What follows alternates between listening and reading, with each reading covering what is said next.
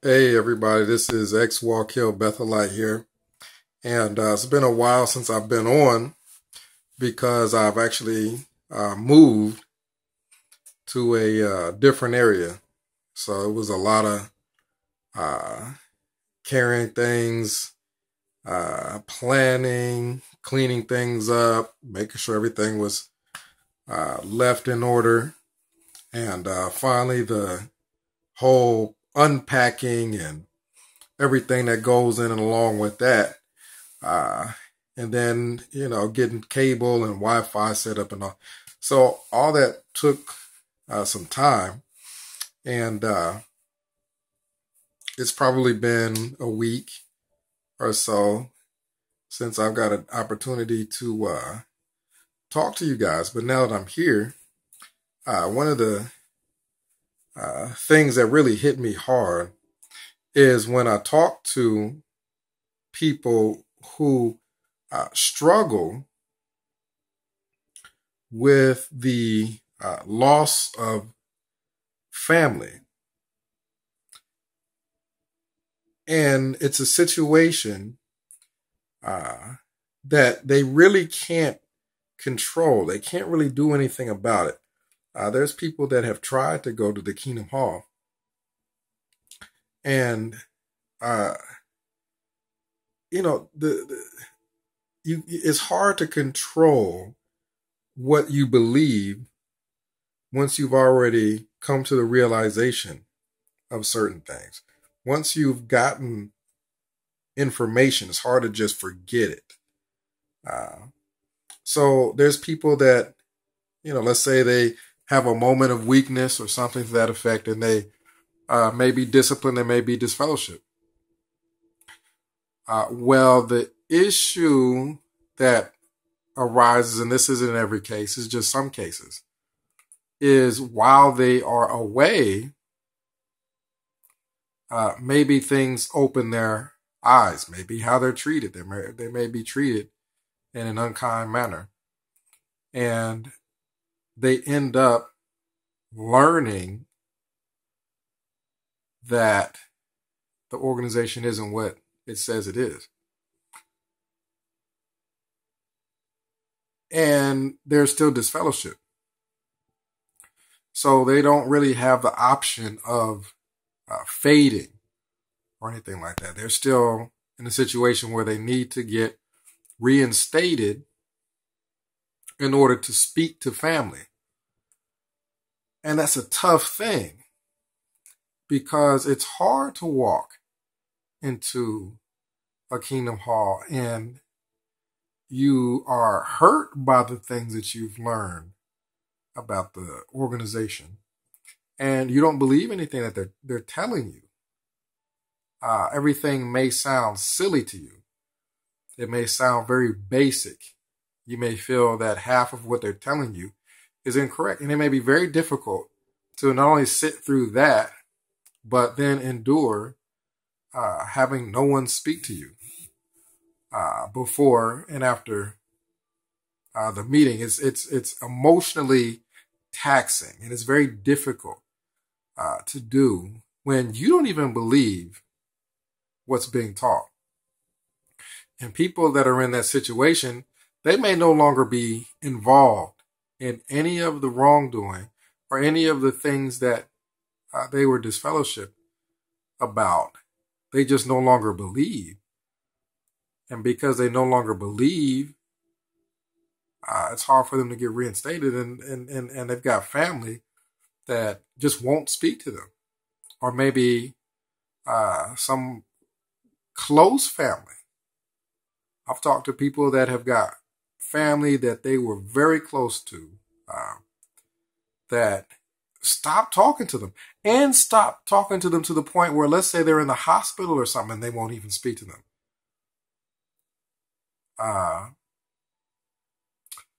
It's something that's very difficult to deal with because people who are not raised in the organization don't really get it. It's not something that they can really grasp.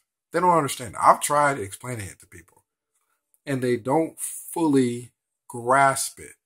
So you're going through this terrible time, And you may have friends that aren't witnesses, but you can't really talk to them about it because they don't get it. Or they may use the line, "Oh, just get over it." And they don't understand that that's a process. It's not, you're not going to wake up the next day and you're over everything. That's a process.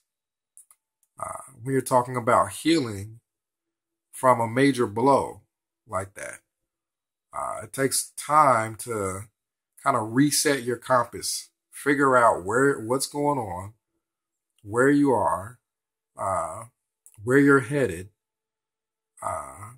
what do you believe now. You're not just going to get over that in a week. It takes time, and it definitely takes time. The more you are involved in it, the more of your life was absorbed in it.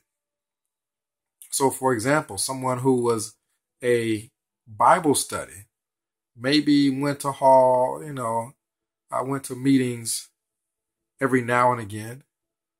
And let's say they stop going. Well, it may not take them as long to heal as it would someone who was born in their whole life, their whole family's in, their husband or wife is in. They were a pioneer. They were planning on dedicating their whole life. It takes a while to recoup from something like that. And people who have not been through it sometimes don't really understand that. And I've spoken to people, and man, it's really hard because I've heard things that really make me upset. I mean, people who I've mentioned before have been in the hospital and needed someone to speak to them, been in life-threatening situations, and their own family, close family, will not acknowledge them, even then, when it's not even necessary anymore. What are you proving if someone's in a hospital and you won't speak to them? That's going way above and beyond the letter of the law there. And I hear people, and I'm one of them. I'm not separating myself from any of this. I'm one of them.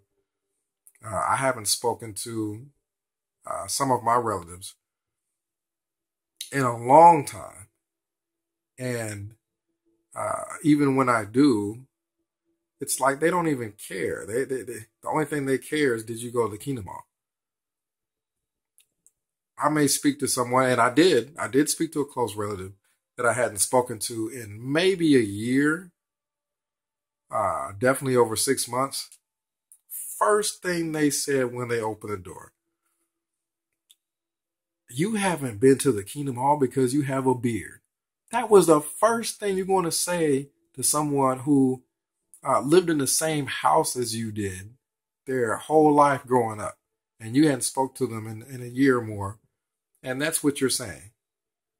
You've got a beard, so I'm assuming you hadn't been to the Kingdom Hall. Come on. And then I go in, sit down, and the majority of the conversation is silly illustrations that he's heard when listen to a talk on a Sunday. Oh, I heard this illustration. Oh, I heard that illustration. These things are silly. Sound silly to me many times because they're not really deep things. It's just people being easily entertained by almost anything that they hear many times. And it's like a betrayal that you go through, thinking, you're going to at least have the bare necessities as far as just the family unit, the basic family unit. And you don't even have that. It's like the organization tries to pull the rug right off from under you, eliminate your entire social network. Everyone you have to rely on, they want to take all of them, if possible, away to kind of force you, and I completely understand that. I completely understand that. And I just want everybody to realize that family doesn't have to just be blood relative. You can be family and not necessarily be related to someone. You can be related to someone and not be true family. Just because someone is shares the same parent doesn't necessarily mean that they fulfill the role of a true family member. And everyone that has lost family, I want everyone to know that not only are you not alone, but I want you to join my family, my new family. I'm meeting people all the time, and we all understand where we're coming from, and we're family. There's people that I've almost like adopted as family, and they will go on a trip somewhere for vacation, and I might not hear from them for a couple of days, and I actually worry about them. I'll text them, hey, how are you? Did you make it okay? And and I'm catching myself, and I'm like, I actually care about these people now, and I want to extend the same invitation to all of you guys. No one should be without family.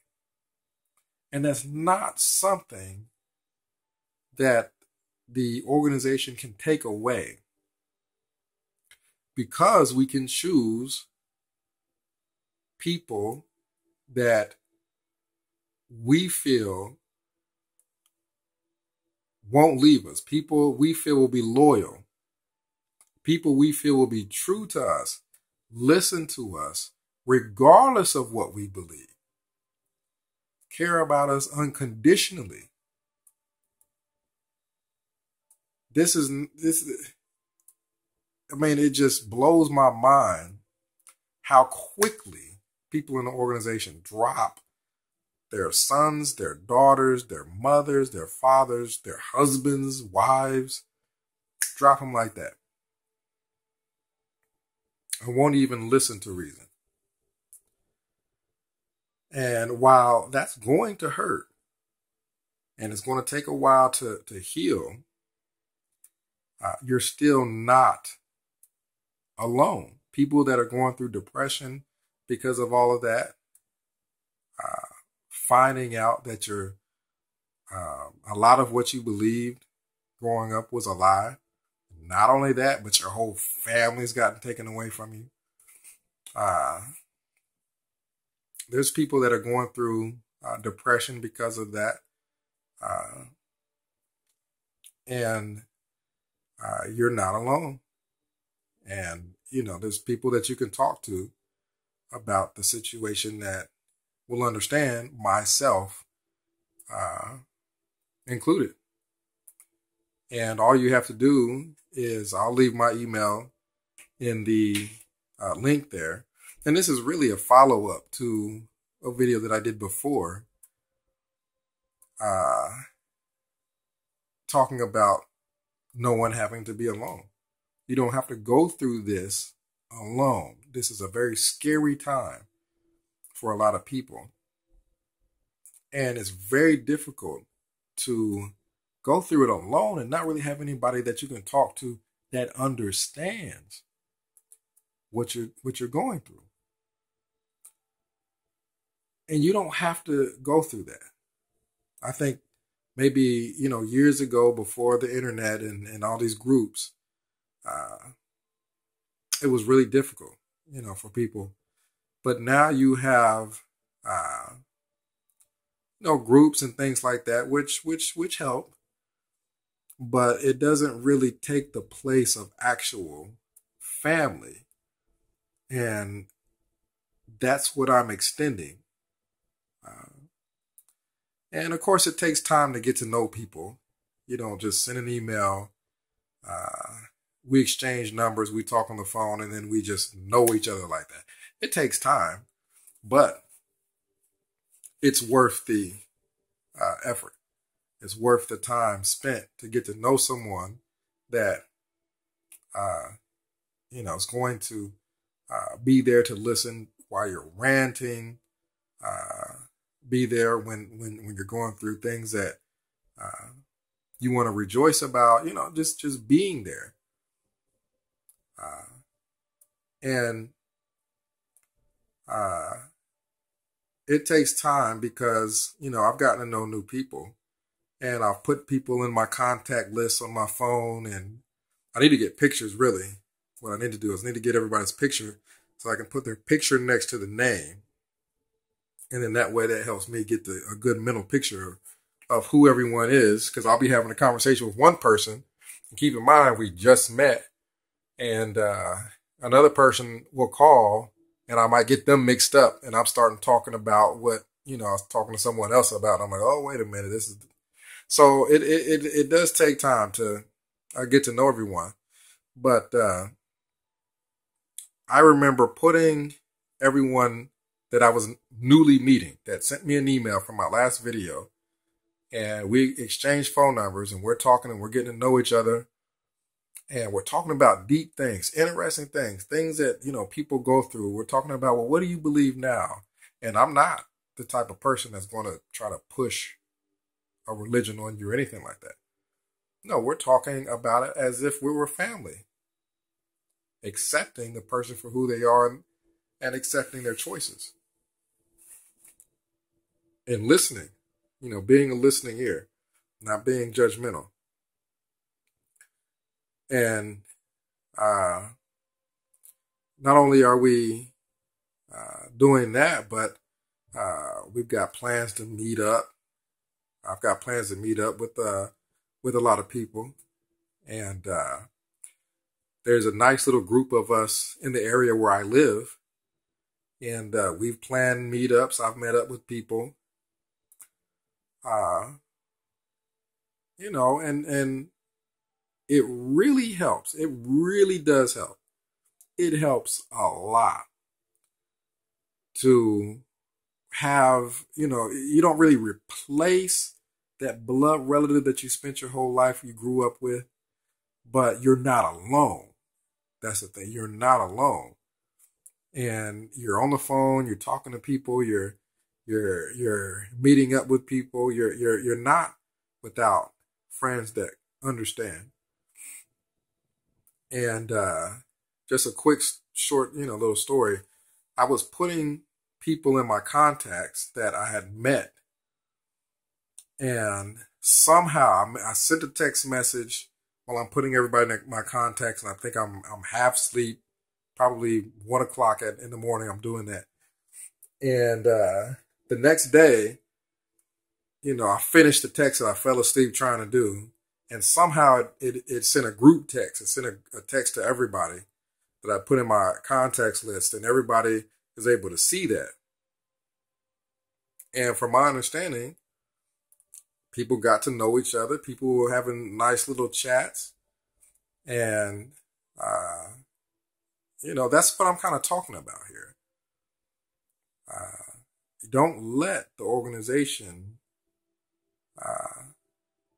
take away family.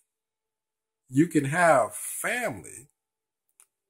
It might not be the people that you thought it would be, but nobody should be alone. Like I mentioned before, nobody should be without somebody to talk to. So, my schedule is something that it takes a little while to get used to. I work second shift. Uh, so, that's what that's what I meant by the little time curve, learning curve. Got to get to know each other's schedules and when's a good time to call, when's not a good time to call, and all that stuff. But once we get past that point, then we're able to build on that and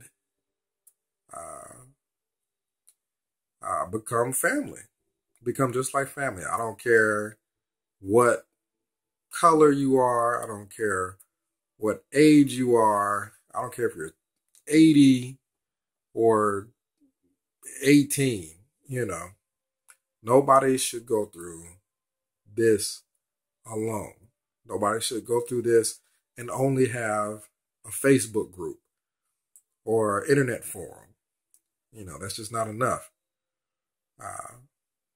You need family. So join my family, and we're going to laugh, we're going to cry, but you're not going to do it alone. So I should be back now. Got everything moved over. Got a little bit of unpacking left to do, but I should definitely be back to making videos. So anything you guys want to talk about, make a video about, or whatever, just go ahead and put that down in the whatever you call that below, the little message thing below there. Go ahead and put that down, and we can talk about that. And also, I'm going to again list my email, and send me an email, and we'll exchange numbers, and we'll take it from there. All right, this is X Walker Beth Light signing out.